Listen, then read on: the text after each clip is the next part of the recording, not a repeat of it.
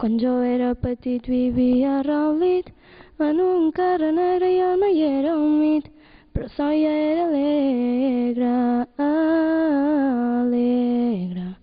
Per allà a Sant Josep el bon sol solet lliscava i lluïa pel carreró estret, i el món que es neolit jo sentia una esgarrifança de goig i alegria, i tots nosaltres esperem que us hagi agradat el nostre poema perquè ens hem esforçat.